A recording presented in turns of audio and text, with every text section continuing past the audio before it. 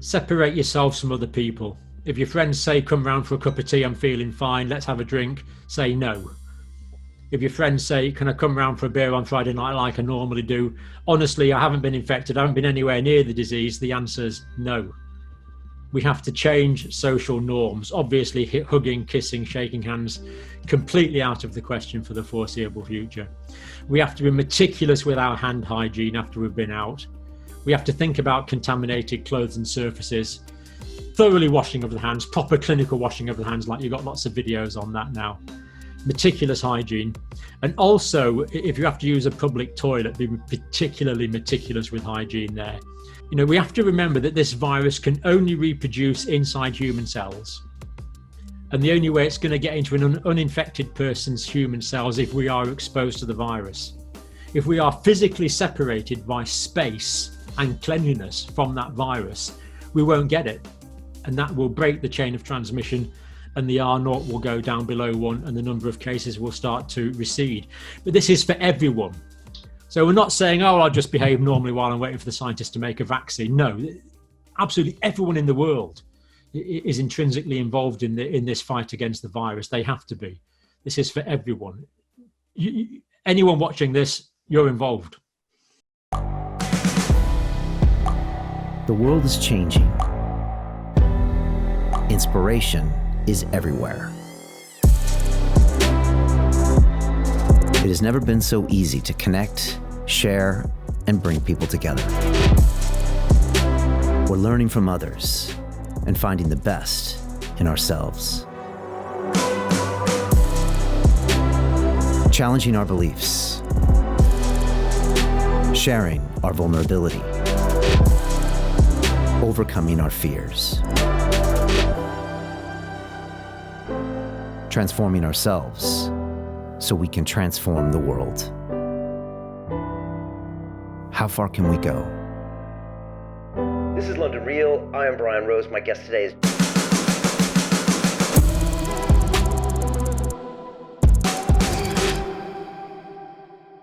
Welcome to a special edition of London Real. I am Brian Rose. My guest today is Dr. John Campbell, the author and academic known for providing expert advice and information on the COVID-19 pandemic based on his 40-plus years of professional experience.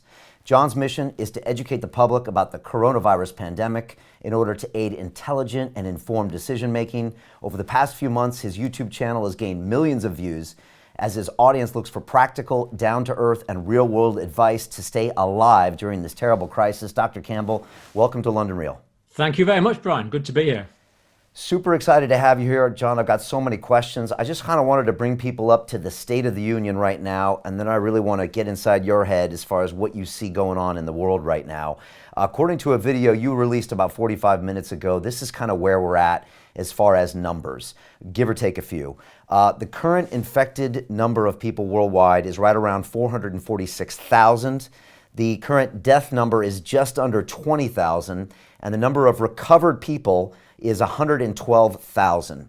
Currently here in the UK, we are under lockdown. Prince Charles has just tested positive for the COVID virus, and of course, Europe and America are all in lockdown.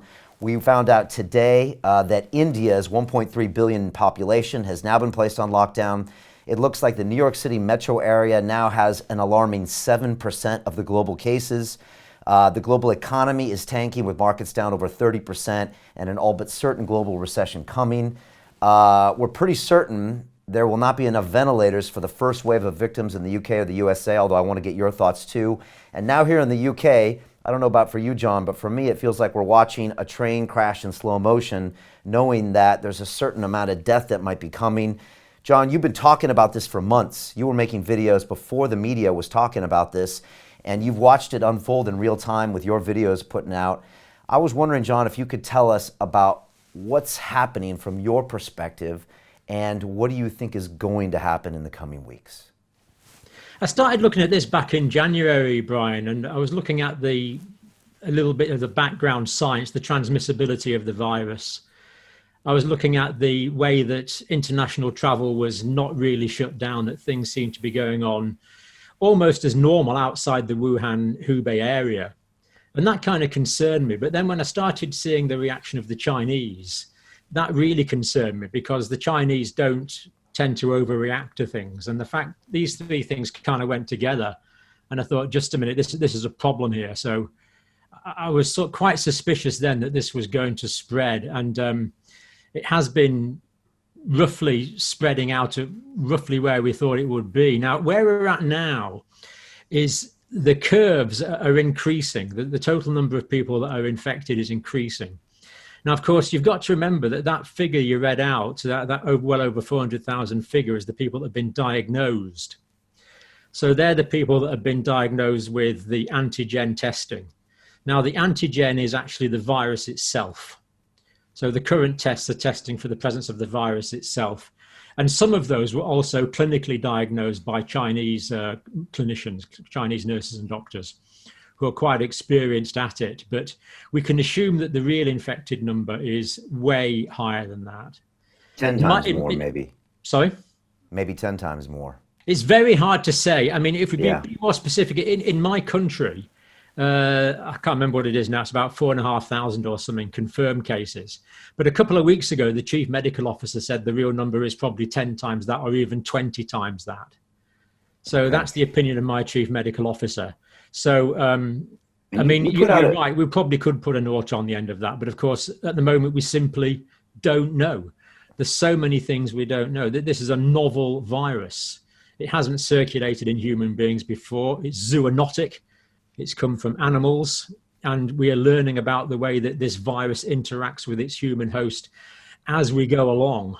The problem is the learning that we are currently going through now is remarkably expensive, because people are getting sick and people are dying as we learn.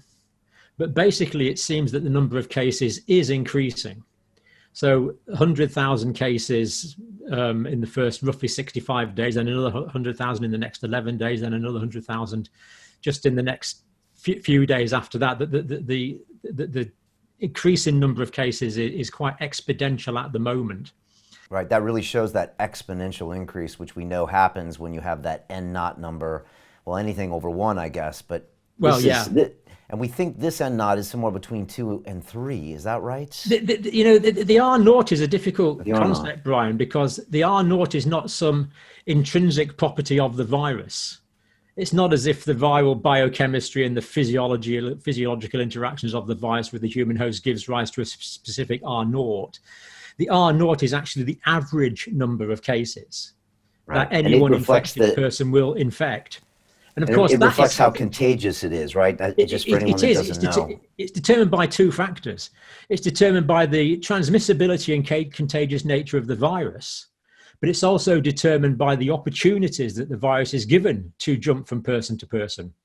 And of course, if we're physically separated and our breath and droplet infections are physically separated, then the virus can't spread. So the fact that the number of cases went down in China would mean that they got the R-naught below 1. Whereas the fact that the cases grossly increased in Italy, for example, means that their R-naught was way greater than 1, and it was probably 2 or 3. In the early stages in China, the R-naught was estimated to be 2.6. So if we go with an R-naught of around about 2.6, that means on average, every infected person is going to infect another 2.6 people. But then again, if people are crowding together on subway trains or buses, or they're all together breathing each other's air in aeroplanes, then the R-naught could easily increase, and it could be 3. Wow, and that's why we think New York City has such a high number of infected, because we think that population density maybe increased that R-naught. I think in New York there was 2 factors really. The first is you have an awful lot of international travelers. I understand you have quite a large Italian-American population, so you had people coming in to do business from all over the world. So there's probably some early cases from China, and probably some early cases from Italy. And also, as well as that, non-nationals of those countries who traveled to New York. So they probably seeded it. And then there was probably quite a bit of almost underground transmission that went on for some time before the problem was detected, because the testing regimes in the States have been pretty slow to get going. So it's reasonable to assume that community spread, it's likely community spread was already established in New York and probably New York State before the first cases were officially diagnosed. And that allowed a certain momentum to build up. So I think that's probably one reason why there's a lot of cases. And as you rightly say, the lifestyle of people are crowded into subways, people are crowded into buses. There's a lot of fairly close proximity in offices. And as well as that, of course, it's pretty cold there now. So people tend to keep the windows closed. So that means that they're inside buildings and they're breathing each other's air, and virtually you've got pretty well guaranteed spread. There's also quite strong indications that the virus is spread in air conditioning and things like that. I mean, that came from the initial work from the Diamond Princess, the cruise ship that was quarantined in Yokohama, and ended up with an awful lot of positive people on the ship who we were assuming were not infected at the start of the quarantine period. Okay, so that means airplanes are just as bad for recirculating. Brian? So airplanes as well, recirculating air. Those are going to be places that airplanes in form of they have excellent filtering systems. But of course, that's not going to filter out the air from the person next to you. Next to you, right? Okay. Or the person in front of you, or immediately behind you, or the person walking to the toilet down the row. You know, it's basically it's a fairly closed environment. And I know I often get chest infections after flights. Right. I'm sure you have. I've got so many questions. I was watching the daily press conferences from President Trump in America, and he's got quite a interesting group of advisors behind him, and occasionally they'll get up and talk. And there's a woman, I forgot her name, that got up 2 days ago and said that the cases of mortality so far, it's 1% under the age of 50. And that number really struck out to me. And then she said the ones that are over 50, many of those had at least 3 pre-existing conditions, some type of respiratory condition, et cetera, et cetera. First of all, do those sound accurate to you? And second of all, you know, what does that mean? I know you released a video recently that walked through various things, male, female, age, even body fat percentage as far as who is potentially susceptible to this disease. What have you seen so far, and do those numbers make sense to you? Yeah, there's basically 2 sets of data we've got on this. There's the first 72,000 cases were reported on by the Chinese Center for Disease Control. So there's quite a lot of epidemiological data from China. And also there's some early epidemiological data from Italy. Now, the data from both of those countries was I think you'd have to say broadly consistent between the epidemiology of serious cases in those countries. So the case fatality rate is the number of people basically that die per 100 that are infected. It's a percentage. So my medical officer is currently estimating it might pan out at about 1% as an overall. Now, it's very hard to estimate this because suppose there was 10 people died from 100 that were diagnosed. Then that will give you a case fatality ratio of 10%. But for that 100 that were officially diagnosed, there could be 900 patients who had the disease but weren't diagnosed and had a very mild form of the disease. So instead of giving you 10 in 100 deaths, that will give you 10 in 1,000 deaths. So this is the great hope in this, that we are seriously underdiagnosing the overall infected numbers and therefore greatly overestimating the death rate.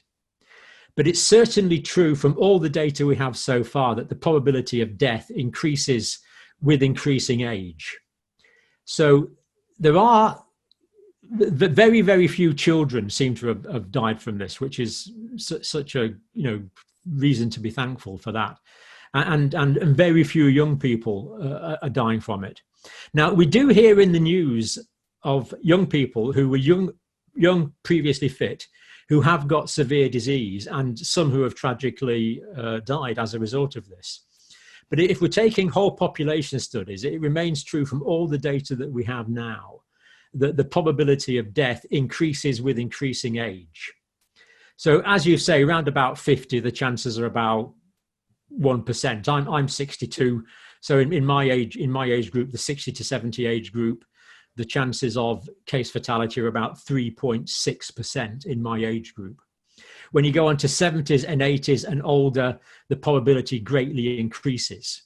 So people over 80, it's something like a 14-15% case fatality rate.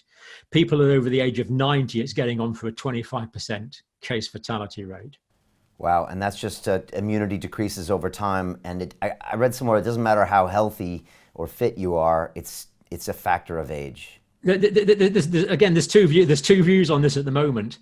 One is that the main risk factor is age itself, and as you rightly say, Brian, immunity does reduce with age. There's no question about that. We know that from antibody studies where older people will respond to vaccination, for example, not as vigorously as younger people will.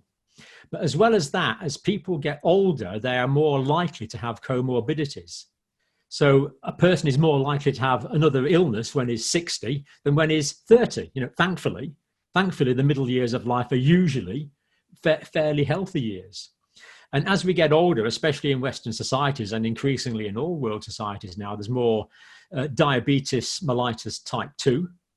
And basically, the prevalence of diabetes mellitus around the world is horrendous now. It's about 8 or 9%. A lot of people have got diabetes type 2. There's increasing incidence of cardiovascular disease. There's increasing incidence of all the respiratory diseases, such as chronic obstructive pulmonary disease with bronchitis and emphysema. And there's also, as you say, with age, there's increasing probability of immunocompromise.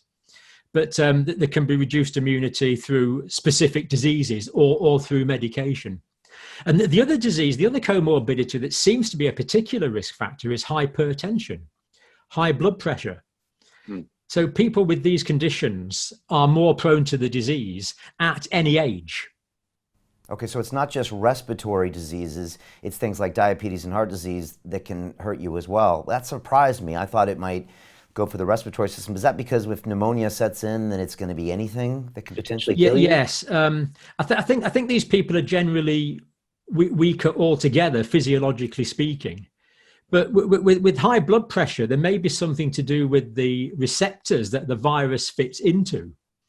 So in the respiratory tract, there are receptors called ACE2 receptors, and the virus binds into those ACE2 receptors. That's how the virus gets into the cells of the body.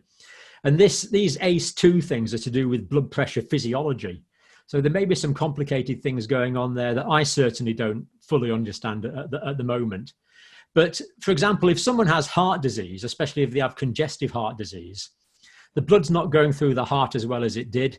That means there's a backlog of the blood. There can be a backlog of the blood into the lungs, and that can increase the amount of fluid that accumulates in the lungs. That's called pulmonary edema, and that can contribute towards things like pneumonia. So it's whole system physiology, really, whole body physiology. And likewise with diabetes, it depends how well probably the diabetes is controlled. So if the diabetes is poorly controlled, the sugars in the blood will rise. That means the sugars in the tissue fluids also rise. And the white cells, the immunological cells that normally move through the tissue fluid to attack viruses and bacteria, aren't able to migrate as well in sugary environments. Wow. So what we're seeing is that all these diseases will increase the risk of, not so much the risk of contracting the disease in the first place, but the risk of getting severe or critical disease as a response to the virus, as the body fails to physiologically combat the virus. But no one has yet picked apart whether it is intrinsically these things or whether it's the increasing age. But we do know that the two are going together. So at the moment, I think I would have to conclude that comorbidities increase the risk of severe and critical disease, and age increases the risk of severe and critical disease. And someone who is old and has comorbidities, it would be reasonable to assume, has a much greater risk of serious disease and comorbid and critical disease. Now, I know you said to anybody who's smoking out there to stop smoking. And we're also seeing potentially that obesity is not going to help this as well. And maybe A, you could talk about that, but B, I mean, if you actually started controlling your diet, do you think that's would actually give yourself a chance of avoiding this disease? And we know, and from my country in America, I mean, it's a massive problem. You know, you have 40% of the population that's obese. I mean, this could really make a factor in taking a lot of lives. Yeah, let's take those two in turn. Should we take smoking first? Yes, please. So in China, the case fatality rate was significantly higher in men than in women. Like how much? 70%? Yeah, probably getting on for twice as many men as women died, roughly. I can't give you an exact figure, but it's kind of. I think I saw the numbers you ran recently. Yeah, it's like a significant difference. Male, it was. I think female. In the UK it was like 1.8 versus 3.4 case fatality rate. So it's probably getting on for double the amount of men, roughly. So initially we thought that there might be a lot of problems in China because there's a lot of atmospheric pollution in China. But it's reasonable to assume that will probably affect men and women roughly in a similar way. But in China, men smoke quite a lot. There's quite a lot of male smoking in China. But in Chinese culture, it's considered a bit impolite for women to smoke. So the prevalence of female smoking in China is much less. And also in the Italian situation, part of the problem there might be, I can't give you official figures on this, but anecdotally, certainly when I was in Italy, everyone seemed to be smoking. And I've had emails from quite a few people in Italy saying that smoking is pretty prevalent in Italy. And again, I think it probably is more prevalent in men than women. In my country, historically, smoking has been more common in men than women, although that's probably not the case now. So physiologically, it makes perfect sense because smoking, and I think this applies to cannabis smoke, wood smoke, cigarette smoke, any sort of smoke, the cilia that normally waft up the mucus from the lungs are inhibited by the smoke. So if the cilia aren't as motile, then the mucus is going to accumulate in the lung fields. And that's going to reduce the clearance of the virus, which means the virus has got more time to hang around in the lower respiratory tract, making it more likely the virus is going to infect these susceptible cells in the lower respiratory tract with the ACE2 receptors. So there's no real question in my mind that smoking is a risk factor for all respiratory disease. I mean, you don't have to be anything. Everyone knows that, really. And specifically for this virus, though, it does seem to be a particular risk factor. And maybe while we're on that, maybe we can talk about how this actually attacks you, because it goes into the respiratory tracts and it ends up in pneumonia, which ends up in lungs not functioning and death. Is that right? Yeah. So what happens is the virus goes into the lower respiratory tract, and it'll cause, in the cells of the lower respiratory tract, it will get into those cells. And the reason it gets into those cells is that is the only place in the whole wide world that I know of that the virus can reproduce. So the virus can only reproduce in specific human cells that have this ACE2 receptor on their surface. Now, there probably are other cells with ACE2 receptors within the body, but of course, the virus isn't going to access those initially because you breathe it into your lungs. So the virus gets into these cells in the lower respiratory tract. In those cells, it multiplies. Now, viruses are absolute scallywags. What they do is they hijack the cell's own genetic apparatus that the cell normally uses to synthesize its own proteins, and forces the cell to produce new viral proteins. These are then constructed into new viral particles with new RNA in them, and these then bud from the surface of the infected cell, probably thousands of them from an infected cell. And because these cells are lining the respiratory passages, these viruses go into the respiratory passages, into the mucus. Then, of course, you breathe, you cough, you sneeze, and they come from the mucus out into the air, and we get this droplet infection effect. And that can go directly from person to person, which is why we want 2 meters distance. Or it can, if I'm an infected person, for example, and I cough onto a surface, you then touch that surface, the virus goes onto your hands, then the virus can go into your mucous membranes in your mouth, your nose, or your eyes, and infect you that way, because from your eyes, your mouth, or your nose, it will go down into the respiratory tract from there. Now, once it's in there, what happens is the viruses in the cells actually change the biochemistry of the cell, and viral proteins are shed or excreted, if you like, onto the surface of the infected cell. Now, as a result of that, the specialized immune cells called T killer cells, or NK, natural killer cells, they've got a great name. They're just natural killers. And these kill the infected cells. But of course, when they're killing the infected cells, they're causing quite a lot of inflammation at the same time. And that causes swelling in the airways. But it's quite a clever strategy because it kills a lot of the viruses. So the analogy I used to use with my students is it's like throwing a hand grenade into a room full of terrorists. You take out the room, but you take out all the terrorists in the room as well. So these natural killer cells, by killing the virally infected respiratory lining, the respiratory epithelial cell, kill a whole load of viruses, but then they leave inflammation. And that inflammation causes swelling. So the airways can swell. And if the airways swell, they kind of squeeze in the way. So that means you've got less space through which the air can go. So people can feel quite short of breath. And often people do feel short of breath with this illness, but that doesn't necessarily mean they're going to develop severe complications. So the severe complications, the people that become critical, what happens is the virus actually gets down into the very bottom of the air sacs, the alveoli, these microscopic air sacs where the oxygen gets in and the carbon dioxide gets out. And they cause inflammation in there. And that inflammation causes the production of fluid which seeps into the alveoli. So instead of having an air sac which is hollow and full of nice fresh air that you've just breathed in, it's full of inflammatory fluids. And that's called ARDS, acute respiratory distress syndrome. So a lot of these patients that are critical get acute respiratory distress syndrome. That's the inflammatory effect of the virus.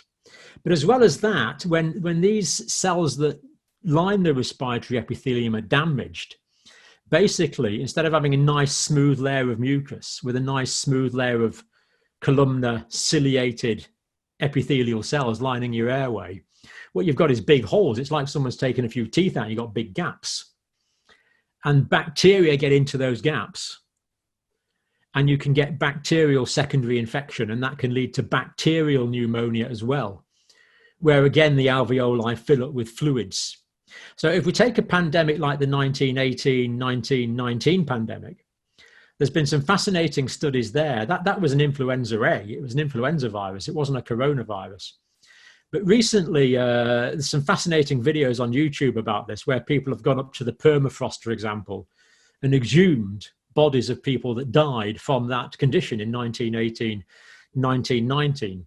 And they've analyzed the virus and they've found the genetics of this H1N1 influenza virus in those people, confirming that diagnosis. But they've also found that quite a few of them did develop secondary bacterial pneumonia as well. Now, we can't kill the virus at the moment any more than we could in 1918. But of course, we can kill the bacterial secondary infection. And that's where the supportive treatment becomes so important as we monitor these patients, make sure the blood oxygenations are adequate, monitor their chest x-rays, see how much of the lungs are filling up with fluid, and treat them accordingly. Okay, So when you say support, that means give them antibiotics and put them on ventilators. Is that what you kind of have to do at that stage of the disease? You only put someone on a ventilator if they were critical.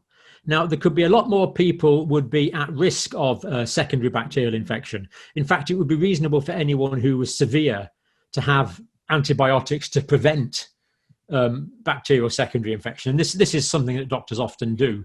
So some doctors will prescribe prophylactic antibiotics for a severe respiratory infection. Others will say, no, we'll wait until the signs of bacterial secondary infection. And we do know that because we can tell that from blood tests, whether there's bacteria present. So personally, I would prefer to wait because I don't like giving out too many unnecessary antibiotics. But we could treat those infections very effectively. But then, of course, they would have no effect on the virus itself. The ventilation is if we need to... What happens with the ventilation is that there's fluid collecting in these air sacs, the alveoli. And what you need to do is like keep a constant pressure in the alveoli so that the fluids are pushed back into the blood. So you keep some fresh air in the alveoli. And with ventilation, what you can do is leave positive end pressure in the alveoli when someone's breathed out. You can control the pressures as the air goes in and out of the lungs quite precisely. And you can maintain oxygenation of the blood by keeping the fluid out of the alveoli for a period of time. Then you do that for a period of time, and what you hope is that the body's immune system will develop, the body's own natural immunity will then get rid of the virus. When we get rid of the virus, the inflammation and the acute respiratory distress syndrome should resolve, and we hope that these patients will make a recovery. Okay, but we need enough ventilators to do that, and that seems to be the bottleneck everyone's talking about, because we do. But if you or I, Brian, went into an intensive care unit now, being healthy, and were ventilated for a week, the risks of us developing some complication are quite significant. Ventilation is not a casual procedure. It's associated with a quite significant risks of its own. It's very much a last resort. And you're right, we need ventilators. But when someone's on a ventilator, you need an ITU nurse who's experienced with ventilators looking after them. You need ideally an intensivist to look after the patient's biochemistry. You ideally need an anaesthetist to look after the patient's oxygenation and airway. So for ventilation, for example, someone would either need an endotracheal tube or a tracheostomy tube to be able to breathe into their lungs. To tolerate that, you would need sedation. Very often you need muscle relaxation so the patient's muscles aren't fighting the ventilator. And for that you need syringe drivers, you need the right beds, you just need a whole host. It's the whole host of really quite complicated care as well as the ventilator. So you're right, we haven't got enough ventilators, but we actually need more than ventilators. We need a lot of drugs. We need a lot of syringe drivers. We need a lot of specialist nurses and doctors as well. So, and at the moment, we just probably got enough. And so are we kind of missing the point when you see, I mean, because now General Motors in America is offered to make ventilators, and we're talking, I think I've heard realistically they're not going to be ready till June, but that's not necessarily the bottleneck. It could be all of the staff and the drugs and the beds and everything else. So that's not necessarily a solution in itself. Any bottleneck you can get rid of it. So, okay. The ventilators absolutely would be a bottleneck. So if we can have plenty of ventilators, then that is going to be a massively good thing. And we need an awful lot more than we've got, potentially. It depends how effective our preventative strategies are. Okay. So rather than, we need to get ready, of course, flat out, more ventilators, more training, absolutely everything. But to me, even more critical is that we slow this pandemic down. We need to really, really slow it down. How do we do that? Well, there's two ways to do that. There's the bottom down, and there's the top down and the bottom up. Do you have your Grey's Anatomy book there, John? Because you have a great, if you don't, that's fine, but maybe you could just use your hands. That's okay. But I do have my Grey's Anatomy book, Brian. Okay, good. So explain this analogy maybe to everybody here, what you mean, because I think it's really good. So what we have is the top-down approach is pressing down on it like that. So to try and get the numbers down like that, to try and flatten this curve. Now, that is your social distancing. That is removing the opportunity of the virus to spread from person to person. So It's isolating households. It's not going in crowded trains. It's keeping 2 meters away from everyone. In fact, it's doing everything now that we are doing in the UK. And you have a phrase which you say, 2 meters distance determines our existence. That's right. Yeah, a friend of mine coined that. I can't take credit for it, but yeah, 2 meters distance determines that. Well, what we try and do in this series is have reliable phrases that people can learn. And so your book kind of represents where we are with the disease, pushing the top down. This is the burden of the pandemic. Okay. It's heavy. But we need to get it down by these social isolation measures. But we also need to pick away at it from the bottom. And the way we pick away at from the bottom is by testing. So we need to test. And ideally, everyone who has this condition should be diagnosed so we know who's got it. And at the moment, we really don't have the testing. Now, in my country, the testing is being stepped up, and in the States it is as well. But basically, quite a few places in the world did not get their act together on testing. I think what happened in the States was the CDC decided to make their own test, whereas other countries just imported the standard World Health Organization test. And I think the CDC didn't produce it quite as quickly as they thought they were going to. So, and that's what we were talking about before, Brian, where this community spread had already developed before the cases were officially recognized and diagnosed. And that gave time for this momentum of cases, this community cluster of cases to build up. Right. So now, one place from the bottom. Sorry, Brian. Right, and that's picking away from the bottom. Now in Asia, we saw them deploy a massive amount of testing early on. We know they did it in Singapore. We know they did it in South Korea. I'm pretty sure they did it in China as well. Now, they were prepared before because SARS hit them harder than everyone else. So I think they were prepared, whereas it never really hit America. And so I think America was more blasé about it. Am I stating that correctly? Because I'm understanding in South Korea, they tested everyone and then isolated the cases and investigated the cases, and through mobile technology tracking people and also mobile alerts, really got the whole population on board to all act together to really squash and drop that R naught down below 1. That's what they're trying to do, right? Exactly so, Brian. Yeah, I think you've identified two issues there. The first one is people in the States and in Europe had no concept of pandemic.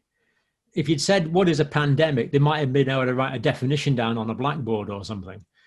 But, to actually know what a pandemic means, to actually understand the devastating effect that a pandemic would have, because people couldn't conceptualize that they thought it couldn't happen, because it's unimaginable. So they believed it wouldn't happen because it was unimaginable. So I think that's one problem there.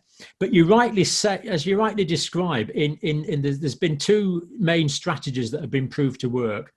So in China, initially they had massive top-down strategies with the social isolation to try and press the book down.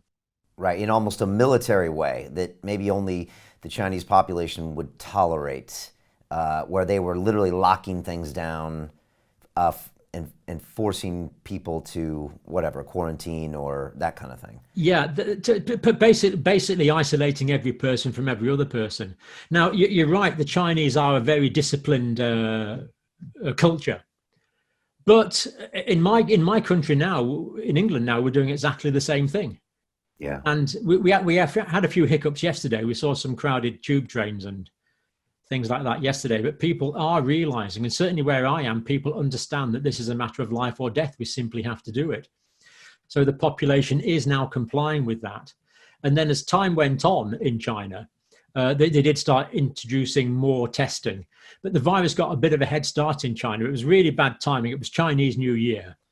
Yeah, and the New York Times had a whole graphic showing the travel in the population and the fact that in Wuhan, I think on January 1st, 7 million people left Wuhan for the Chinese New Year after they believed there were probably 1,000 cases perhaps, and went to all areas of China, and then potentially some of those people went to Thailand, and you could see, like you said, bad timing and not enough early awareness there. Yeah. So, for example, one went from Peking to Singapore, met someone from my country in Singapore.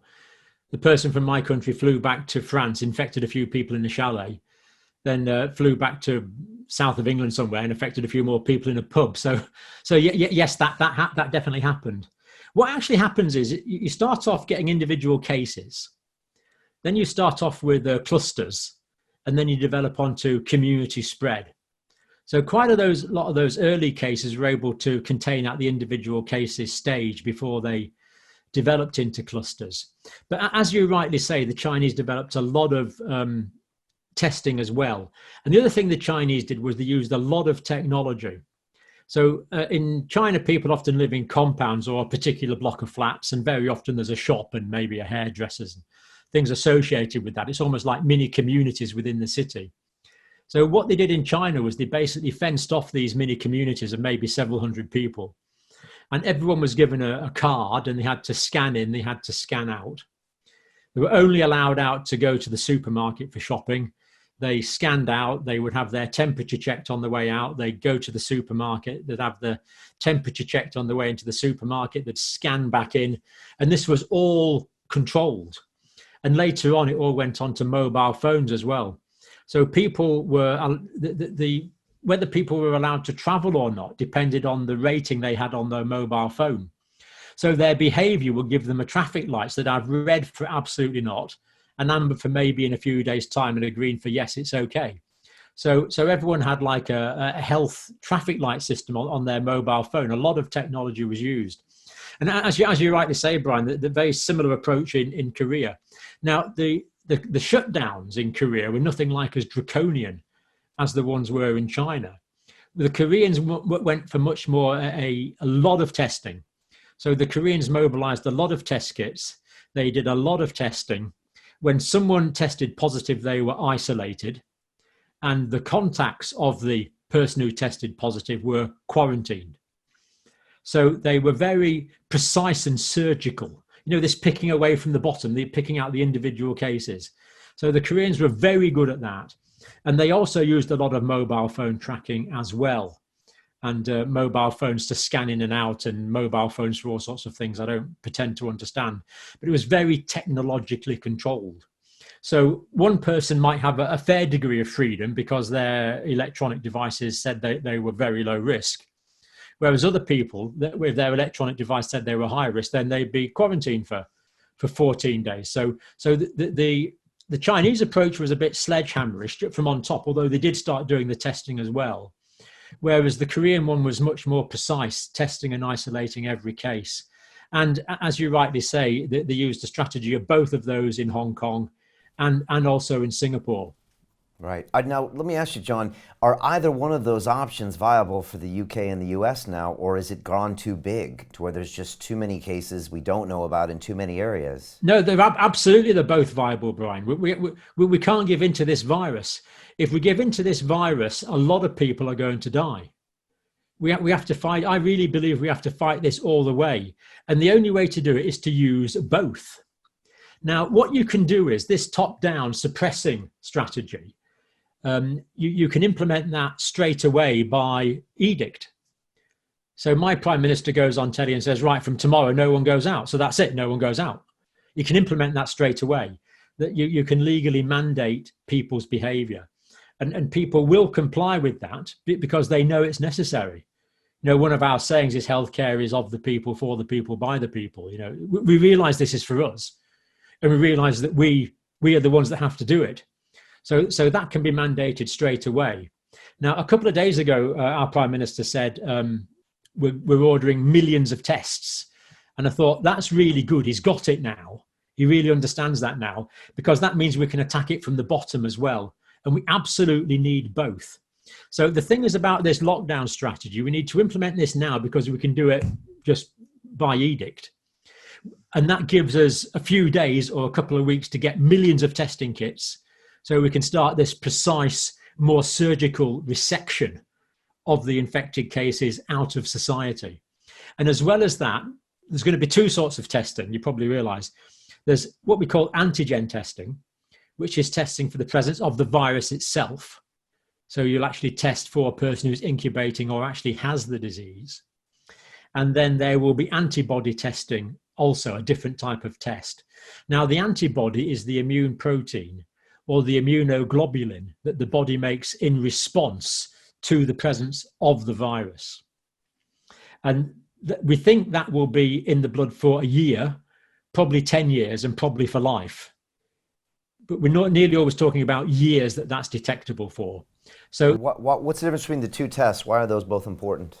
They're both important because the antigen test tells you who's actually got the disease. And that means you can isolate them straight away.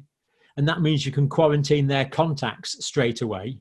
And it also means you can monitor them to see the condition and to see if they're going to deteriorate or, like most people, make a relatively mild course and a relatively quick recovery. So we need that clinical information to diagnose for them and those round about them. And of course, that's going to prevent the next door neighbor or their workmates contracting it. So we need to know that, but we also need to know the antibody test so we can see where this disease has been. two real reasons for that. The first one is, suppose I get an antibody test and I am positive for COVID-19 antibodies. Now, that means I am almost certainly immune to this particular strain of virus. So I can go back to work. It's safe for me to work in an intensive care unit or an accident and emergency department, looking after people with the infection, because I'm now immune to that infection. Right. I've heard about that it could also mutate in the future. Does that mean I wouldn't be immune if there was a mutation, or does that also take time for that to happen? It's a very good question, Brian. Okay. Mutations can be genetic shift or genetic drift.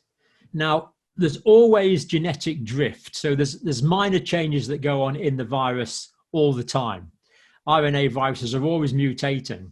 But at the moment, the people that are developing the vaccines believe that the genetic drifting in the virus is not sufficient to alter the virus so much that one vaccine for all of the world will not be possible. So we still believe that one vaccine for all of the world will be possible. And because there's only been these minor changes in the virus, that means that the antibodies that I produce should cover me against all current forms of the COVID-19 virus. Okay. Now, so far, this virus has been a very slow mutator. There are genetic changes in it, but they're not massive mutations. So it's genetic drift rather than genetic shift. Okay. Now, if there was a major shift in the virus that actually altered the external biochemistry of the virus, meaning that the antibodies didn't recognize it anymore, then that would cause a second wave of coronavirus infection. And of course, this is what happens with influenza. This is why you need your flu shot every year, because the flu virus changes enough that you can get reinfected. So last year, for example, I had the flu jab worked in an A&E department, so I had the flu jab, but I still got it. I just got an attenuated version of it. I had a much more mild version because I was like partially covered, but I was still ill for a week with it, because even though I had influenza before, the virus has changed in that period of time. But the good news is that so far the COVID-19 virus is not showing massive mutational change. So I would expect people that have had it to still be immune basically for the next few years. All right, and so just to summarize that for people, that antigen and the antibody test, if you get tested, if you got the antigen, so immediately quarantine. We also try to find out who you've been around. We try to quarantine them. If you had the antibody, it's kind of the good news that for now you're immune to it and you can go do whatever you want, including work on the front lines. Matter of fact, we probably want to circulate you in the population so you can get back to work and help people and that kind of thing. It means I become useful and don't need to be shut down anymore. And the other really important thing about the antibody test is that it means we'll know how many people had the disease.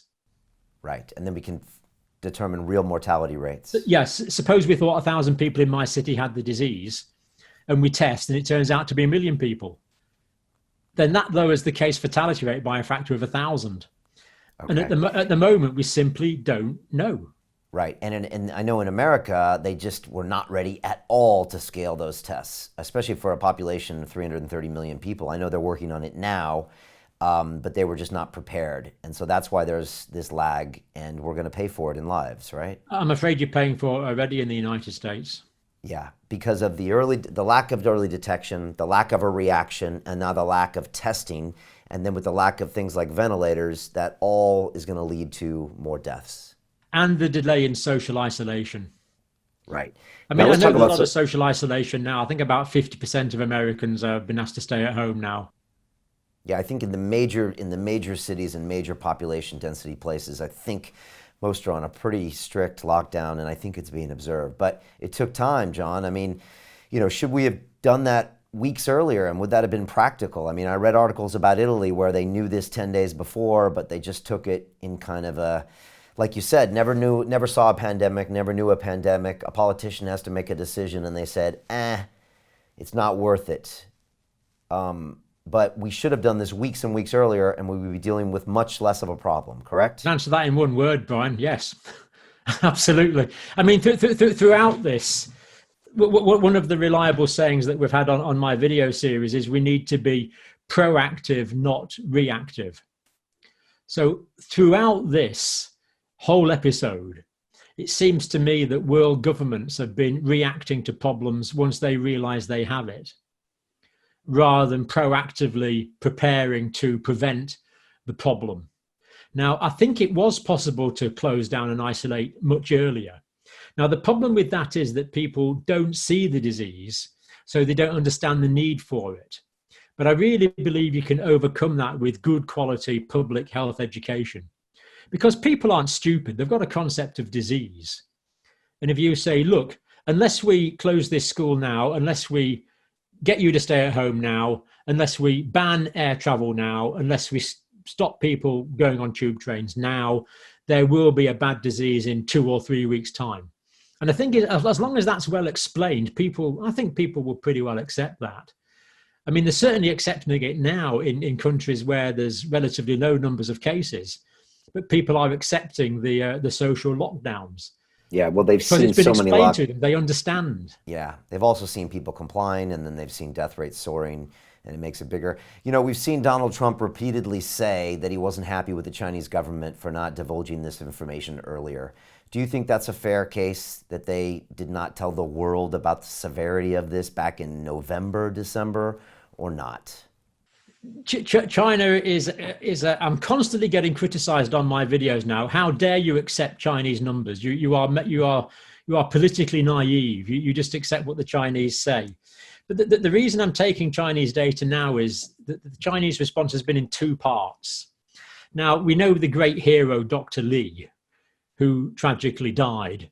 He flagged this up in, I think it's probably late November, as you rightly say, Brian. And he put it on a blog, didn't he? And he got in trouble for it. And he said, there's something bad happening here. That was late November. Wow. Late November, I think. Yeah. So the police actually came around. They dragged him away. They forced him to sign a retraction.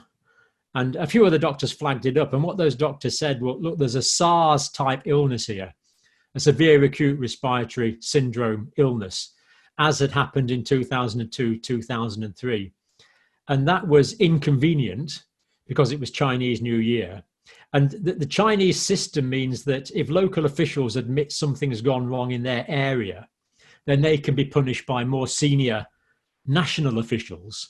So the local officials tried to hush this up, and then they did hush it up. So quite a few weeks of absolutely precious time was wasted. But then when the word got out and it became obvious there was a real problem, and the national Chinese government started taking action, for example, I think it was the 25th of January, maybe about then, they actually, or was it before then? They actually closed down Wuhan. They just shut down the whole city. So 2 months later. It's a long time. But basically, I think you can say 6 weeks were wasted. Now, if we'd acted as soon as Dr. Li said it was time to act, we could probably have reduced this pandemic by, who knows, I don't know, three quarters, something like that. Would it have ever left even China or Wuhan? It could well have been contained within China, yes. Right, okay. But once the Chinese started reacting, the Chinese logistics and social organization, the hospital building, the social shutting down, the obedience of the population meant that they did an absolutely brilliant job. And Wuhan was not really repeated in Shanghai or Beijing. There was many cases there, but it's still the vast majority of cases were at the epicenter in Hubei province and Wuhan city. So they did a pretty impressive job once they got going, but they completely hushed it up to begin with. But as soon as they realized they couldn't, the local authorities couldn't hush this up and the national authorities got involved, then things did start happening in China. For example, the Chinese Center for Disease Control released the genome of the virus into the public domain pretty well straight away. Okay. And that was good, because that gave vaccine developers around the world a real head start in developing candidate vaccines, and many candidate vaccines are now being trialed.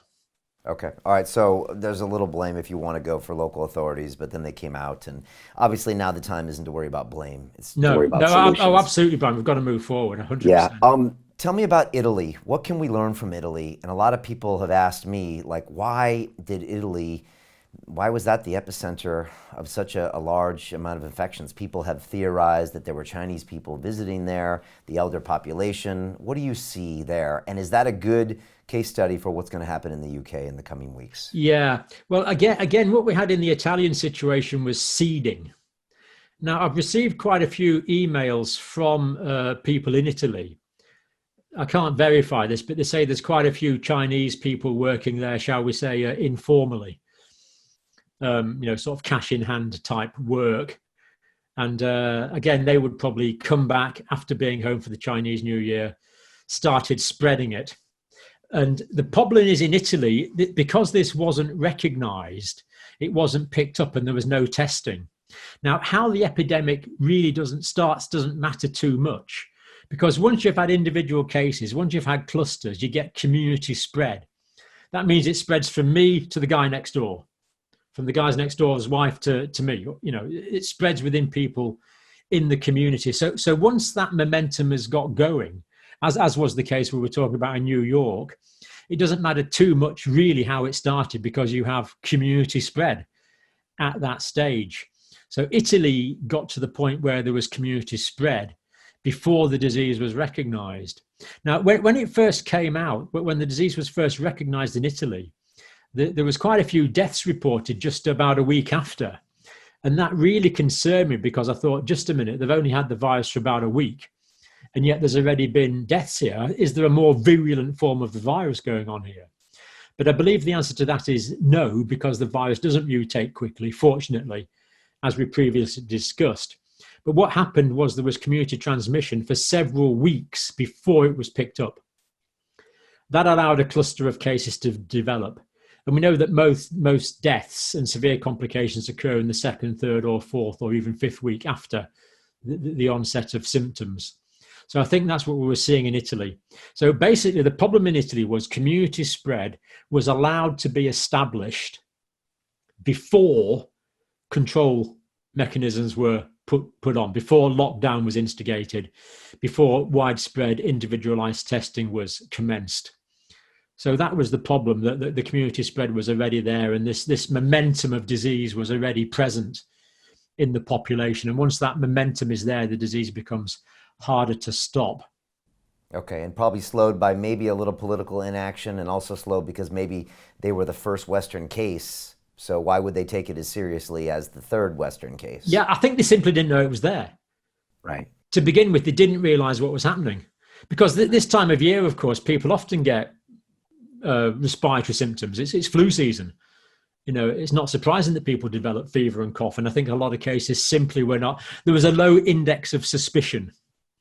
Okay. And now we're seeing seeing simply not picked up. Now the curve in Italy, the increase in Italy, is being duplicated, copied, if you like, or with a couple of weeks delay in France, Spain, Germany, the UK. We're just probably 2 weeks behind Italy. So hopefully we've instituted our social lockdown protocols early enough in the curve to stop our cases going as high as Italy. But we're not going to know that for a couple of weeks. So what you see for the first couple of weeks after lockdown is that cases continue to increase, that deaths continue to increase because of the incubation period. Now, the median incubation period for this virus seems to be about 6 days. But to be safe, we have to say 2 to 14 days. So that means that cases can be popping up a week or 2 weeks after the lockdown by people who were infected before the start of the lockdown. So what I'm expecting to happen is in Italy, for the last few days, the percentage increase in new cases has been reducing. The deaths been increasing, but they're people who've had the disease for several weeks now. But the Italians have been locked down for, is it a couple of weeks now, getting on for a couple of weeks now? So yeah. They're in the second week now. So the number of new cases is still going up, but the rate of increase is decreasing. So cumulatively, there's still more cases, but the percentage increase is decreasing. And this is what we initially saw in China. First of all, we saw a decrease in the number of new cases. And then that carried on decreasing quite dramatically until there was no new cases. So that's what we're hoping the lockdown is going to achieve. But there's a couple of weeks delay on that. So in my country, in the UK where we are at the moment, the lockdown started a couple of days ago. We should start to see the effect of that in about 10 days' time, hopefully a fairly dramatic effect in 2 or 3 weeks' time. And John, what's it going to look like here in Britain? 1 week's time, 2 weeks' time, 3 weeks' time, 4 weeks' time. I mean, I think it's important to kind of prepare people for what's about to come, because when I look at the news media, it's like Halloween every day. They seem to be kind of trying to shock me with numbers, but we know what's going to happen, right? I mean, what we can safely say is for the next week or two, the number of cases is going to carry on increasing because of this community spread that's been going on. So that's definitely going to happen. Now, what I expect will then happen is the number of new cases in the UK will start to decline, but there'll still be an increasing number of overall cases, as we're just starting to see now in Italy. So we'll get a decline in the number of new cases over the next 3 or 4 weeks. Now, our lockdown measures are currently in place for 3 weeks. That is not going to be enough. In China, this took 7 or 8 weeks. Okay. Now, that sounds a long time, but in actual fact, if that 7 or 8 weeks lockdown buys you a reduction in the total number of infected people, to me, that's worth every day of it. So I'm really hopeful that this is going to start working, but I think it is going to take longer than 3 weeks. If we don't do that, if we didn't do this lockdown, the cases would carry on increasing, and probably 50 or 60% of the entire population of the country would have become infected in the next 12 months. Okay. Is it a reality that over the next 2 years, the entire population will be infected and become immune to this disease? We heard early on talks of this herd immunity, et cetera. Is this something that it's a matter of time, or not necessarily, if we can quarantine and stop this? Well, this is the initial idea was to develop herd immunity. That means when people have had it, an infected person who will come into contact with someone who's immune, therefore they can't get it, therefore they can't pass it on. And ultimately, herd immunity is the only way this epidemic is going to be stopped. But what we want to do is establish herd immunity as a result of vaccination, not as a result of infection. Because when people get the active infection, it's looking like about 12% of them become fairly ill, become severely ill, maybe up to the point where they need some oxygen supplement, for example. And it looks like of the people that get infected, 3, 4, or 5% of them become critically ill to the point where they would need intensive care in order to survive. And we just can't cope with those kind of numbers. So what we need to do is, like, the classic phrase is flatten the curve. We need to flatten the curve so we get less cases. So our aim now is to delay this as long as possible and to flatten that curve as much as possible, to give the health service time to cope with the individual cases, all the time realizing that more people are going to get it, that herd immunity is going to develop. But basically, we're going to have a problem with this disease until we get a vaccine for it. Otherwise, it's still going to be around and still going to be a problem. All right, let's talk vaccine, John. We've heard a lot of people talk numbers for vaccine from 12 months to 3 years with testing. One thing I think was interesting is that the SARS virus of, 10 years ago or whenever that was, there was never a vaccine made for that. I've also heard talk about how Big Pharma, there's no money in vaccines, which is why they don't bother doing them, because it's kind of a one-shot deal. What of this is true and what is not true? Also, we've heard about people removing liability from the Big Pharma so they'll develop a vaccine, which part of me thinks that's a good idea, so they'll bother, and then other people get mad and say, why are you doing that for those companies? What do you see there? Yeah, I mean, the original SARS actually there was two. There was the 2002, 2003 outbreak of SARS-1 as we now call it. And then there was the MERS, the Middle East Respiratory Syndrome, which was, I think, 2011. That was 11, first. Yeah. But they were both contained by these social isolation spreads. So it looks to me, what had to happen there was people saw that this was curtailed and that the need for the vaccine was reduced. So for example, SARS-1 doesn't exist in the world now. There is no SARS-1 in the human population. It was eradicated by these social measures because we removed the ability of it to infect people. So that is no longer a problem. So the motivation to develop a vaccine is not there.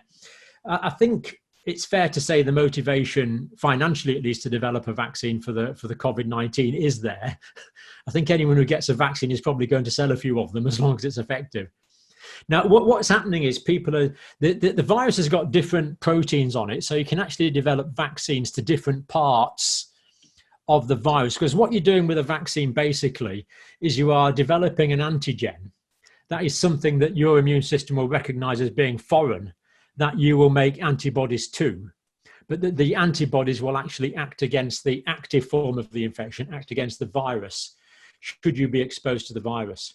So my understanding here is there's about 20 teams working around the world, and I know there's a few in the States. I know there's one in my country. People are working on different vaccines, and this is good that we're working on a variety of vaccines, because it's probable that quite a lot of them won't be that effective. So developing a vaccine, inventing a vaccine is not hard, particularly for people that specialize in this. But when you've got a vaccine, you've got a vaccine, an antigen analog of the virus, but you've no idea of anything about it. So it's got to go through the whole testing procedure first of all. So it needs to be tested on animals, then it needs to be tested in healthy human volunteers. That's called stage 1 clinical trials. It needs to be tested on larger volumes of people, then eventually stage 3 clinical trials where it's tested on larger numbers of people. Because the thing about a vaccine is, same as anything that's effective, it has potential. If it has potential to do good, it also has potential to do harm as well. So not only does the efficacy of a vaccine have to be there, we have to prove that this vaccine generates an immune response, that immune response reduces someone's chance of getting the disease. But we also have to prove that it's safe, otherwise we could go around doing more harm. Right. So this takes a long time. So I was listening. There's a vaccine institute in Korea, something like International Vaccine Development Place in Korea, and I was listening to the head of that talk just the other day, American Korean guy, and what he was saying was there could be potentially a vaccine this time next year. That is March 21, which would be the fastest in history. That would be by far and away the fastest in history. And he said it could be validated in a few weeks, and it could be mass produced within the month or two after that. So what that means is, if we have the fastest vaccination development ever in the history of humanity, I could be injecting vaccines into people's arms next summer. I don't think it's going to be before that. So that means we're going to need all these other strategies until we get the vaccine. It's only when we get the vaccine that we're going to stop this. Now, the question is, what proportion of the world's population are going to get this infection before we get the vaccine? And that depends on our behavior. It depends on the strategies that we implement. It depends on this top-down social distancing and this bottom-up testing and isolating strategy. Until we get the vaccine, they're the only weapons we have. Now, we're still hopeful about therapeutics, but as of today, yesterday, the World Health Organization said there is no proven therapeutic for this virus at the moment. Therapeutic is another drug that can potentially slow down or delay some of those effects. I know Donald Trump has been listing off different malaria drugs and things that they don't know. His advisor said it's anecdotal evidence. Is that what you mean, that there could be some other drugs out there that might help? Yes. There's a few drugs. There's one called remdesivir that I believe was developed to treat Ebola. And Ebola is also an RNA virus that has some similarities to coronavirus. So there's some observational evidence that is useful. There's some observational evidence that chloroquine might be useful. And there's also a couple other antivirals that are reasonable candidates. And I think there's also an interferon, I'm not quite sure about that. So what the World Health Organization are doing is they are starting international trials on this to see what is effective. And as well as that, there should be data coming out fairly soon on clinical trials that were conducted in China. But what the World Health Organization rightly says is, we don't want to know if this worked on a few people. We don't want anecdotal evidence. We don't want observational studies. What we actually need to prove the efficacy of therapeutics is prospective, randomized, double-blind controlled trials. Only then will we know for sure. and that is happening now. So there's a few interesting, promising therapeutics. But as of a couple of days ago, the World Health Organization was saying, well, we don't actually have a proven therapeutic for this condition. Okay, John, So I we're got a couple hopeful more, about that, but we haven't got it. couple more questions. I wonder if you could look into your crystal ball and tell me kind of what you would expect. We're almost at the end of the first quarter of this year, which is the end of March. What do you think the world looks like in June, September, December, and then March, June of next year? Now, say we get a vaccine by June of next year at the best scenario. I know a lot of people have looked back to the Spanish flu of 1718 and have concluded that it Not wasn't the first 1918. winter. Yeah. It was 18, okay, 18 to 19 perhaps then. But it wasn't the first winter that did the damage, it was the second winter.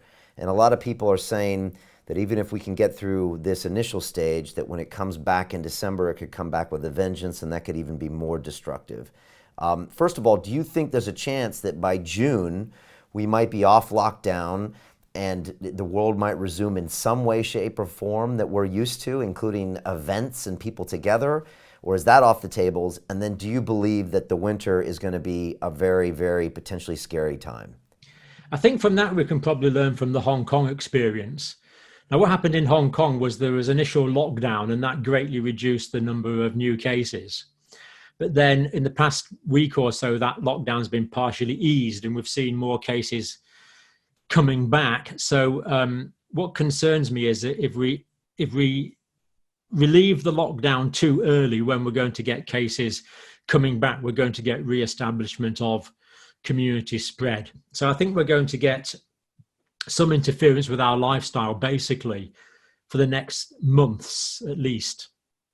Now, if we can get the number of cases down substantially, as they have done in China, now in Hubei, for example, they're starting to lift some of the restrictions now, and it's looking like the virus is not coming back. So it looks like we're going to need fairly draconian measures for the next few months.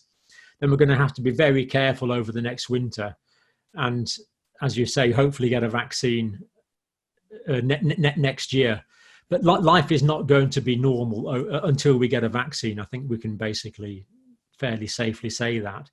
So what I see is quite a big lockdown for the next few months, gradual lifting of the lockdown, hoping that we don't get a resurgence. But if we do get a resurgence in cases, then the only way to suppress that will be to renew lockdown and social isolation measures. How dangerous is next winter? Because how dangerous is a flu season where things get cold and people naturally over-transmit these things that are more susceptible, and I guess the R-naught goes up? Yeah. Well, the seasonality of this virus is not clear. And the fact that the virus has spread quite a lot in hotter countries like Thailand and Singapore, for example, indicates that there may not be a big seasonality factor. There's quite a few factors in why things are seasonal. One is behavioral, that people tend to shut the windows in their offices and or huddle together to keep warm. So there's that behavioral kind of aspect of it. Another possibility is in winter, people don't expose themselves to the sun, so the vitamin D levels in the blood go down. That's one of my personal, I think there's evidence for that personally. And another is that you get a cold runny nose, and that can let infection into your nose more readily.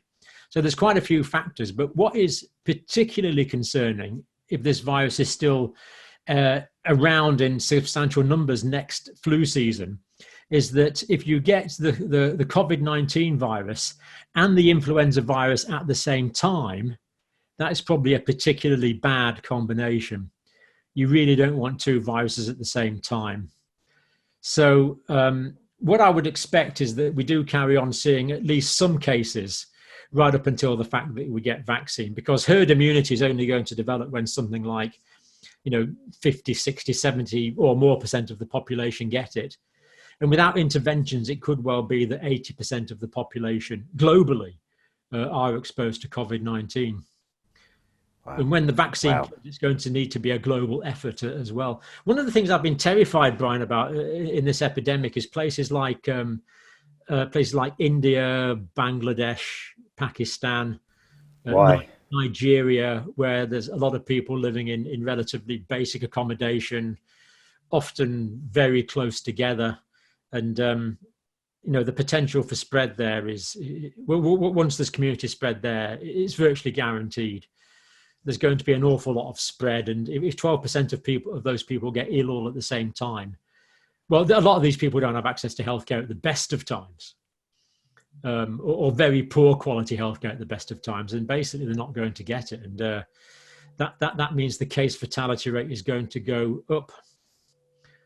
And at the moment, that could well be 3-4%. All the people that get critical in an advanced society who can be managed in a poor society aren't going to get effectively managed, and the case fatality rate is going to go up.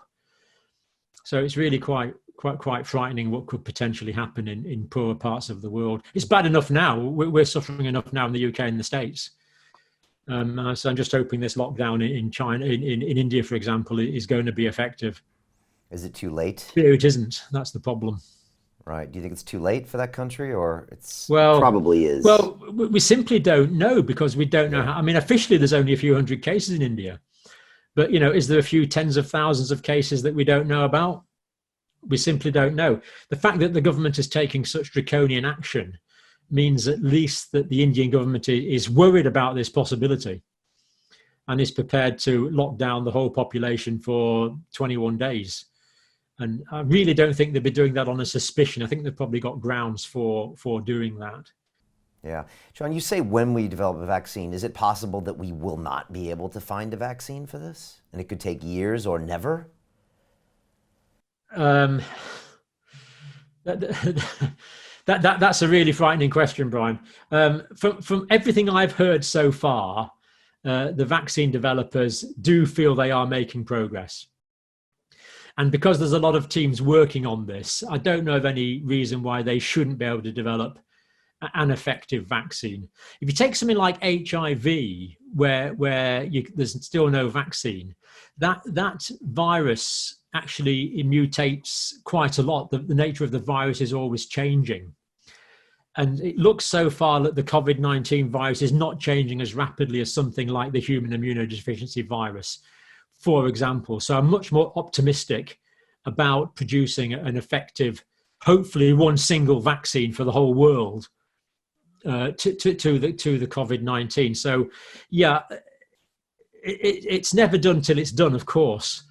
And we won't know till we actually get the result of the trials on the vaccine. But I'm optimistic that there will be a vaccine. I don't see any theoretical reason why there shouldn't be an effective vaccine for this. And I think it's fair to say that governments around the world now are highly motivated.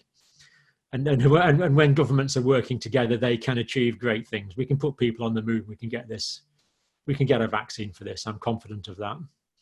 How do you get your head around how governments reply to this sometimes? Because these are politicians, they need to be elected. They obviously can't always tell the public everything, but they need to tell them the things they need to know. What do you see there when you see politicians talk? There's no question, Brian, this is going to cause the fall and rise of world leaders. There's no question in my mind that world leaders are going to be judged on how they protected the lives of their citizens. That elections will be won and lost on what politicians are doing now to combat this infection. No question in my mind about that at all. As I've said, overall, I believe the reactions have been late. They've been reactive rather than proactive. I don't quite know why that is. I think basically it's this philosophical problem that because this has never happened, we can't imagine what it could possibly be like. It's almost a problem of the imagination, of conceptualization that's caused this problem. And also, of course, the economic consequences of the action that's been taken now are just immense.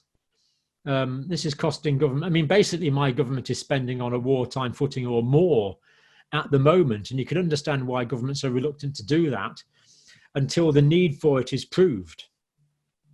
And if people had taken my very conservative advice back in February and closed things down, then I would be getting shouted at for having closed down the economy for no reason, because the disease would not have come, because it would have been prevented and people would have never known this problem was there. But now people can conceptualize this idea of pandemic, that the spirit is moving. and things are happening on a national and international level. Well, that's the flip side, because your background is medicine, but if you do shut the economy down and then people have no money and they're also feeling cooped up, you can have social unrest, which then can lead to the opposite effect of what you're trying to do. So it is a balance, and the drop in economy can be devastating to people. Now, you can say lives are more important, but the devastation is real. Well, that costs lives as well, of course. It does. Yeah, exactly. It does cost lives. Very well said. Yeah. Absolutely. I mean, I'm just glad I'm not a politician, Brian. There's been, I agree, it's been very, very difficult to politicians to make this decision. I still get the feeling that they've been about a week or two late all the way through it, though. The problem has been manifest, and they have reacted to it. The medical people were telling senior politicians this is going to be a problem. I must say that the reaction of the World Health Organization also seems to have been really quite reactive. I mean, all the brilliant minds in the World Health Organization, and yet they were saying carry on flying in and out of China. I was actually quite bemused by that in the early stages. So again, they've been reactive. But again, the information they're giving out now and the logistical strategies they've implemented now are absolutely brilliant. They're now doing some really good work. So, people have come out of this looking really quite black and white. Some like the Chinese government started off really bad, ended up being really good. World Health Organization started off pretty ropey, then now is quite firm and giving out quite clear messages. Just pity quite a few people have come to the party late. Yeah, I think it's because they're trying to weigh so many different factors on the back end, and not all of them can be quantified. Like, how do you measure panic? How do you measure compliance? How do you measure the damage to the economy, which is damage to more health? How do you estimate this? So you got people juggling that, and then someone comes out with a statement based on all of that. And obviously there's human error and communication issues, and I guess we're seeing that across lots of cultures. Some with, like you said, in the East, a lot of experience and know what a pandemic can do. And then the ones in the West that maybe they saw the movie Contagion once, otherwise they can't conceive of it. And, let's be honest, humans can't conceive of a geometric progression of anything because we don't ever see it in our daily lives, do we? It's a bit like a movie about an asteroid impact or something like that. It's just so much outside of people's experience. Yeah. That it's kind of in the fiction category, and they can't realize that it could actually become a reality. But having said that, I think politicians around the world now are starting to take the kind of action that we need. I mean, I think in the United States, there's been a bit of optimism just in the last couple of days, thinking that this is going to be over by Easter.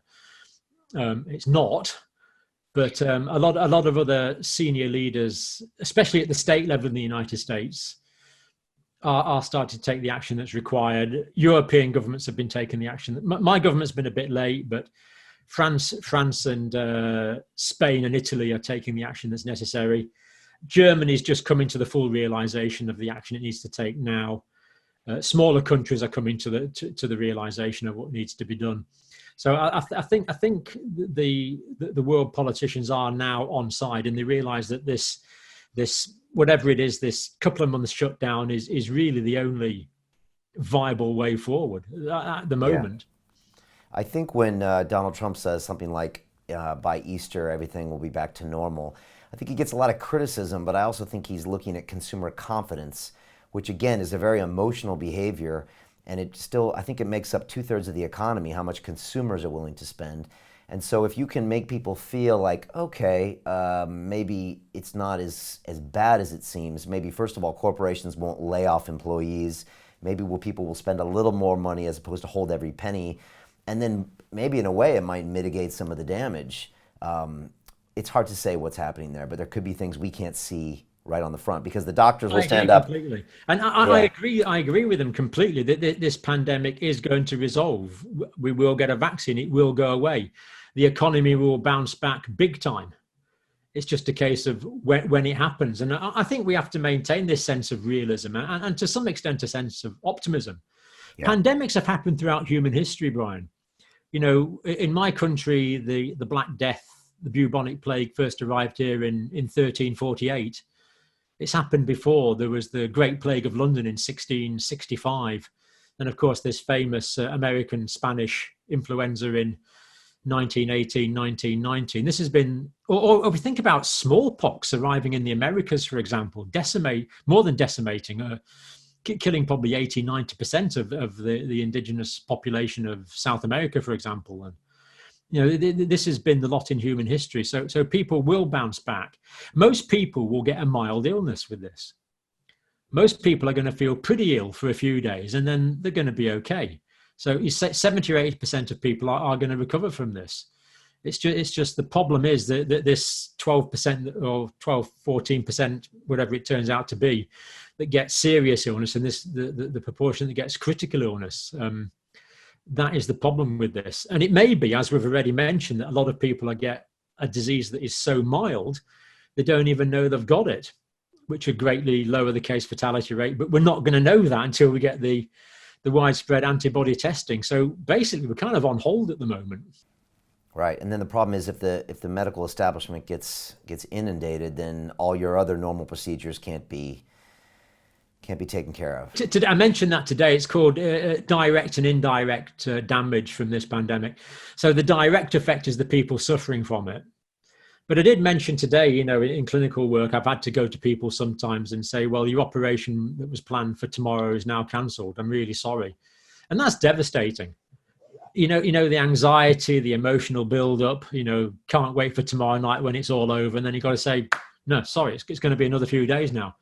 And that's happening big scale now. Elective surgery, chemotherapy treatments are delayed, all these indirect effects that are devastating on every individual and every family concerned, because so much of the medical resources is devoted towards COVID at the moment. It's yeah, and I mean and in the next 6 months, more people will be diagnosed with cancer, and more women will have to give birth, and life continues. And then now our medical facilities are on hold. So it's potentially devastating. Just two final things I wanted to go back on. We didn't get to obesity.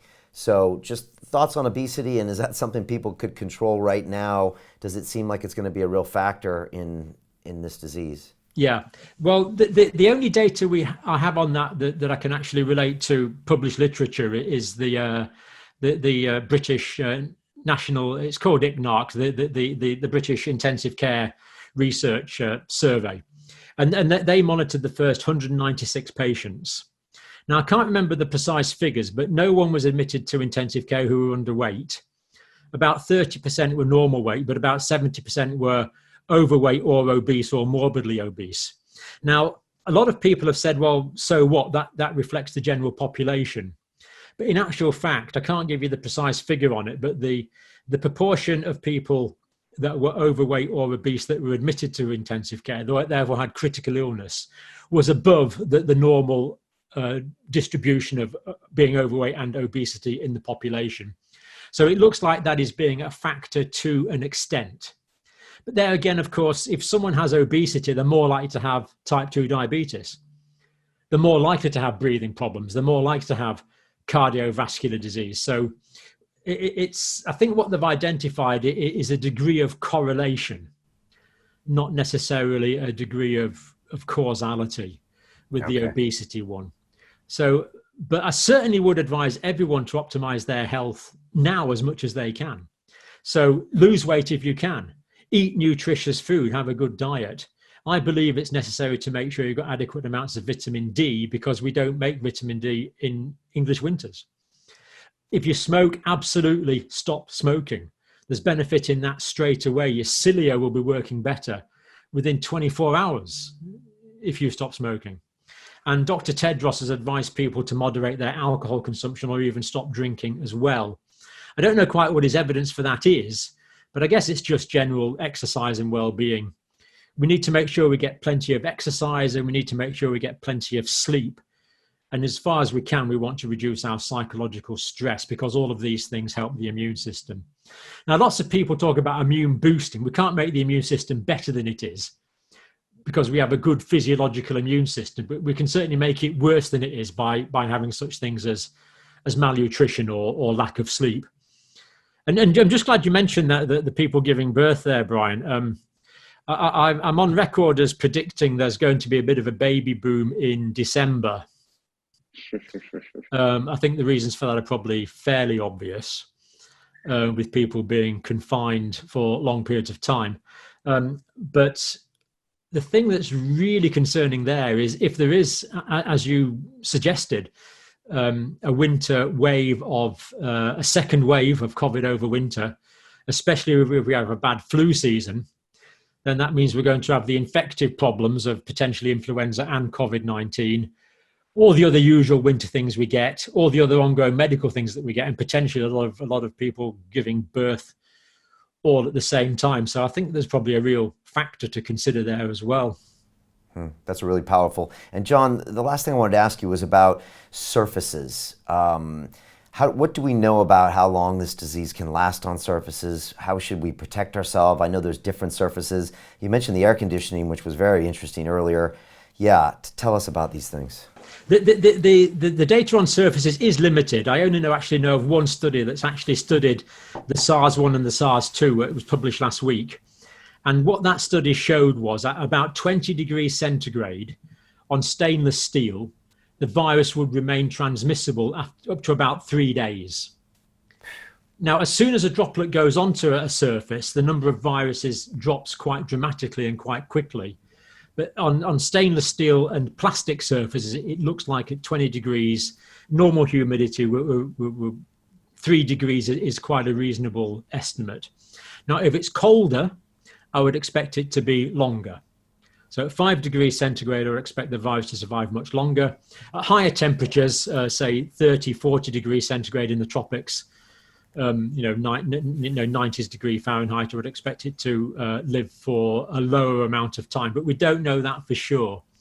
They said it would probably live for about 24 hours on cardboard and proportionately less on surfaces. But the other thing it can probably do is stick to human hair. So I think for men to be clean shaven for the time being is probably a good idea, because if there's viruses in the air that get onto facial hair, then it's not far from the facial hair to the nose, the mouth, and the eyes. So that may have been one of the factors involved in spreading Iran, for example. Wow. So men, shave your beards. Why not? And with paper and things like that, I mean, if you're being delivered food or being dropped off groceries, I mean, that's a real issue to consider, right? I think cardboard is the figures. The figures show about 24 hours for cardboard. So I would expect paper to be similar to that. Now, if you're worried about it, you can leave it in the sun. Direct sunshine is going to kill the virus, the ultraviolet. Or, of course, you can just disinfect it with a wet wipe. Okay. These wet wipes, it'll say antiviral and antibacterial on it. So if it says antiviral on it, then yeah, that should be fine. It should kill the viruses and just clean them. The other thing we need to do is clean things where we can get the infection. Like that's my thermometer there. So if I use that and pass it to someone else, that can act as what we call a fomite.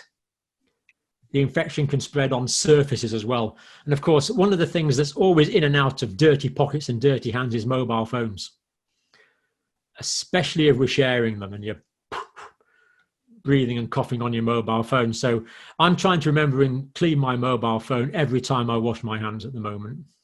Okay. And of course, that's quite frequently. Yeah, I can imagine. A lot of us are thinking about our parents and our grandparents. These are people in their 70s and 80s. What's the reality, John? Are they going to have to be locked down for 9 months? Well, the current guidelines is for the next 11 or 12 weeks. So the answer to that is it depends. For the next 11 or 12 weeks, the answer is definitely yes. That's clearly government instructions. It's basically mandated by the government that now. We don't have a choice in that. Now, whether that can be lifted depends on the level of community, how much virus is present in the community and how much community spread there is. What my big hope is, in 11 or 12 weeks' time, I'm hoping we have a massive testing facility. That means we can identify every infected person, isolate them, quarantine their contacts, and declare some people safe. In that case, when we've got the infected and people neatly tucked away, like they did in South Korea and quarantined, then it would be safe to lift the guarding, as it's called, for more vulnerable groups. So my big hope is that there's less community spread in 11 or 12 weeks' time. We have extensive testing in 11 or 12 weeks' time, and we can liberate our parents again. My parents are both completely confined now. I don't go in the house anymore. Just drop food off at the front door. Wow. And how are their spirits? Both well into their 80s, so both very high risk. Okay. Are they maintaining spirits in that scenario? Sorry, say that again, Brian. Are they maintaining their spirits in that scenario? Yeah, they're not too bad, actually. I mean, as people get older, they spend more time in the house anyway. True. But and of course we talk on the phone, and my dad doesn't talk much anyway, but my mum's got a wide social network, so she talks to people on the phone a lot. I've been trying to teach her to use the internet without too much success. But she spends quite a lot of time on the phone. So yeah, they understand. As long as people understand, I think, they're happy to go along with it, because the alternative is not being here in a few months' time, potentially. It's serious stakes, Brian, serious stuff. It is. I mean, John, just want to get your final thoughts, and if there's anything we didn't talk about, and then also just final thoughts to anybody who's been watching us, listening to us. What are some key things that they can just have in the front of their minds when dealing with this pandemic for the next few days, few weeks? Separate yourselves from other people. If your friends say, come round for a cup of tea, I'm feeling fine, let's have a drink, say no. If your friends say, can I come round for a beer on Friday night like I normally do? Honestly, I haven't been infected. I haven't been anywhere near the disease. The answer is no.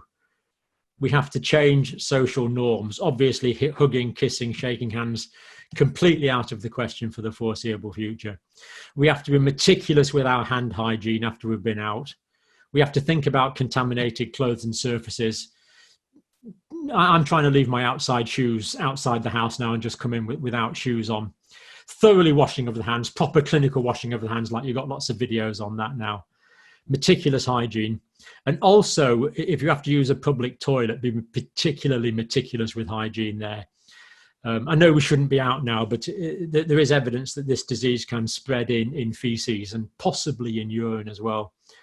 So public toilets could be particularly contaminated places, and avoid all crowded places where we can get direct droplet transmission. We have to remember that this virus can only reproduce inside human cells. And the only way it's going to get into an uninfected person's human cells if we are exposed to the virus. If we are physically separated by space and cleanliness from that virus, we won't get it. And that will break the chain of transmission, and the R0 will go down below 1, and the number of cases will start to recede. But this is for everyone. So we're not saying, I'll just behave normally while I'm waiting for the scientists to make a vaccine. No, absolutely everyone in the world is intrinsically involved in this fight against the virus. They have to be. This is for everyone. Anyone watching this, you're involved. And lastly, John, how do you keep your mental space where it needs to be? Are you trying to tell people to stay optimistic, to, in the classic English sense, to keep calm and carry on? Because that's a big factor, right? Yeah, I feel we have to be honest with people. The time where we hid a cancer diagnosis from patients are long gone. If patients get a bad diagnosis in modern healthcare, we tell them that they're an adult, they have to deal with this information in the way that is best for them and their families.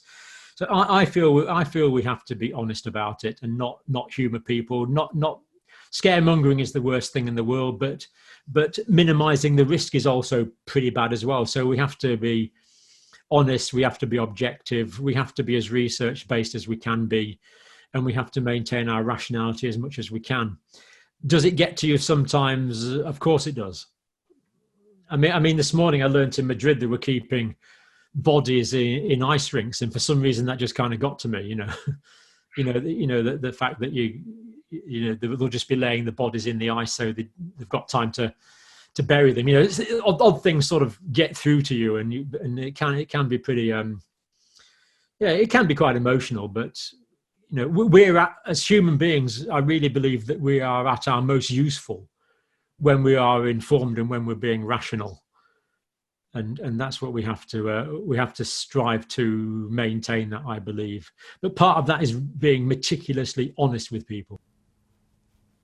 Yeah, I couldn't agree more. And it's true. Every now and then, if you're putting on the brave face and you're staying logical, every now and then you get hit by a curveball. For me, it's once every 3 or 4 days where something will just get me low. It doesn't always make sense, and you gotta kind of process it, recover from it, and then get back and just make sure you're leading people, you're getting the right messages out there. But yeah, I mean, there's emotional content here for sure. I've had that before. I thought the news is so awful, I can't make a video today. It's just too depressing. And sometimes it does take you a few hours. and you try and get some objectivity back. And yeah, it's difficult. We're human beings. We're emotional creatures. Yeah, one thing I think Britain has going for it, and to be honest, John, I saw this after the 2007 terrorist attacks in London, and I was amazed. By the next day, everybody got back to it. And being an American, I was like, wow, this population is resilient because they've been through some things, including, the Battle of Britain in 1940. And I think it's something that Britons have that the Americans don't have, which is that sense of being able to bounce back. We did go through 9/11, which was helpful, but it's helpful to have that recent resilient experiences to process a lot of this stuff, for sure. I don't know. I think Americans can be pretty tough when they need to be as well. I think once they understand, they can come up with the goods.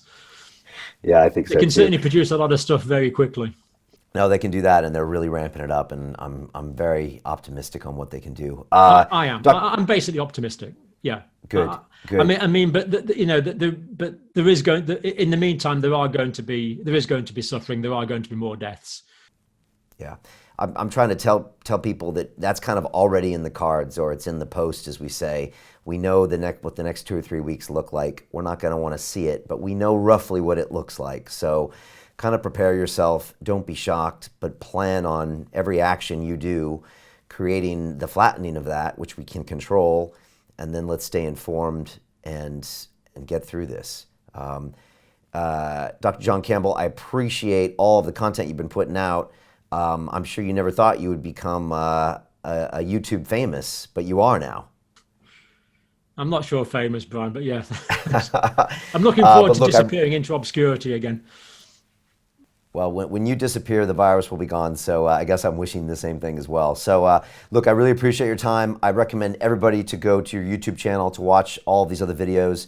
They're excellent. And Dr. John Campbell goes into detail about lots of things, shows you the numbers. There's a lot of detail. There's hand washing videos and all that good stuff. What's the best way for them to find you? Just go into YouTube and type in Campbell Teaching. Okay. Yeah, fantastic. All one word. Yeah, and you should come up with a few videos to keep you occupied during this long period of lock-in. Yeah, for sure. All right, excellent. Thank you so much for the time. If anyone's watching this, I think the way John said this at the end, you are part of the problem and part of the solution. This applies to you. It doesn't apply to other people or the people infected or the people in China or the people in America. It applies to you. Your behavior can control this. So let's all do this together. Yeah, thank you so much, John. Appreciate it. And I'm looking forward to us making a big dent of this in the future. I really hope so. I appreciate your questions, Brian. Thank you. All right, take care. Yeah, thanks so much. Good night. Yeah, thanks. All right, good night. And to everybody else, thank you so much for watching us. I appreciate it. Please take steps, listen to everything that happened here, share this with anyone who also needs this information. Appreciate you tuning in for this special edition of London Real. Go ahead and follow John Campbell and his YouTube channel. It's incredible. And we look forward to getting out more content in real time that'll help you make sense of this pandemic and help you deal with this in an intelligent, logical way where we can all process this and make a big difference on how we handle this. So until next time, I'll see you then.